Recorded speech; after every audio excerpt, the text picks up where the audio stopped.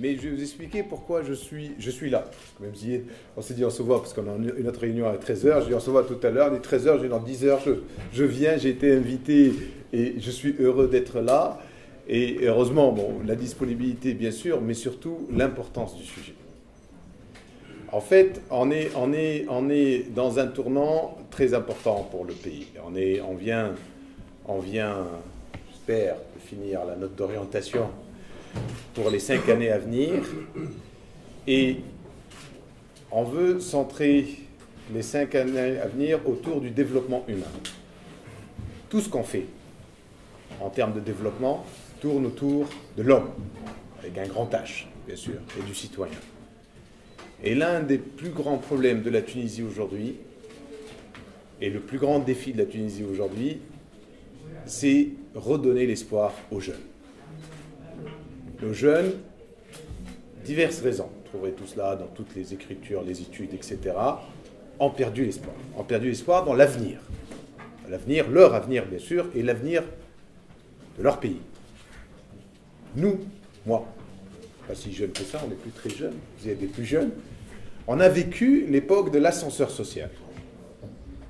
C'est-à-dire, quand une famille éduquait bien ses enfants, qu'ils réussissent à les mettre comme il se doit dans le système éducatif, l'État a énormément investi dans l'éducation, et quand ces jeunes y arrivent et réussissent leurs études, il n'y a pas de sujet pour trouver un emploi.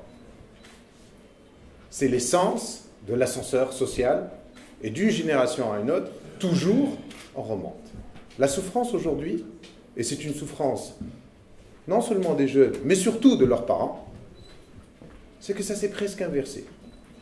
Le nombre de familles que l'on voit partout en Tunisie, qui ont énormément investi dans l'éducation de leurs enfants, parfois en sacrifiant l'éducation d'autres, ils se retrouvent avec leurs enfants après des études courtes, longues, etc., au chômage, et les parents doivent subvenir aux besoins de ces jeunes qui démarrent dans leur vie. Évidemment, les solutions ne sont pas simples. Évidemment, cela passe par une élévation de la valeur ajoutée de l'économie pour pouvoir absorber tous les besoins en termes d'emploi. Mais on part d'un point très difficile. Très difficile, où nous avons effectivement plus de 250 300 000 jeunes diplômés qui sont au chômage. Même dans les prévisions démographiques, on voit que la courbe va commencer à s'inverser en 2017-2018 en termes de nombre, mais on a entre 60 et 70 000 nouveaux entrants tous les ans. Et donc imaginez le rythme avec lequel l'économie doit tourner pour pouvoir présenter des opportunités. Mais, même si on réforme notre enseignement de formation professionnelle, notre éducation, notre enseignement supérieur pour pouvoir le rendre plus adéquat par rapport aux besoins de l'économie, il y a ce qu'on appelle, j'aime pas ce terme quand on parle d'hommes, ce stock de gens qui se sont orientés ou qui ont été orientés, ce n'était pas leur choix nécessairement, dans de mauvaises filières.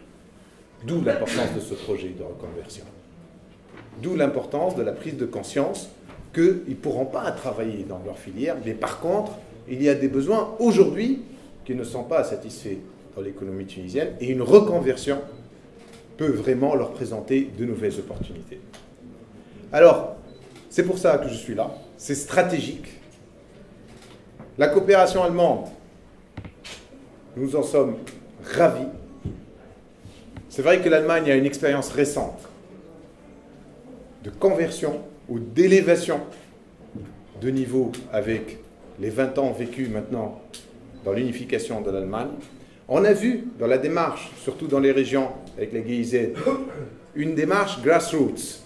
On commence par le bas, on regarde vraiment ce qu'il en est. Et c'est la démarche qu'on est en train d'avoir dans le plan avec la GIZ sur le fait d'analyser les ressources de chaque région. Les ressources naturelles, bien sûr, mais les ressources humaines aussi, pour pouvoir développer ces régions-là et les orienter dans la direction qui fait qu'on va, et ça on le met comme objectif du plan bien sûr, réduire l'écart en termes de développement humain dans nos régions. Voir la coopération allemande engagée aussi dans ce deuxième, il y en a plus que deux bien sûr, mais ce deuxième sujet important qui est l'emploi des jeunes et l'avenir et le retour de l'espoir de nos jeunes dans leur avenir et l'avenir de leur pays, et à travers quelque chose de concret comme étant un organisme d'études, de reconversion et d'intégration de ces jeunes pour les orienter, j'en suis plus que ravi.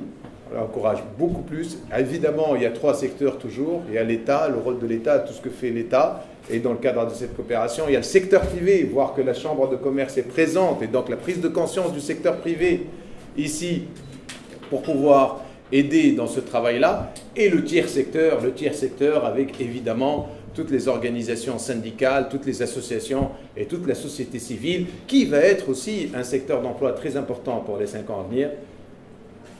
Évidemment, le plan est là. Maintenant, il s'agit de résultats. Alors, je suis ravi. Hier, j'ai arrêté, j'ai passé le dimanche, lundi, à chaque paragraphe de la note d'orientation, mettre des objectifs chiffrés.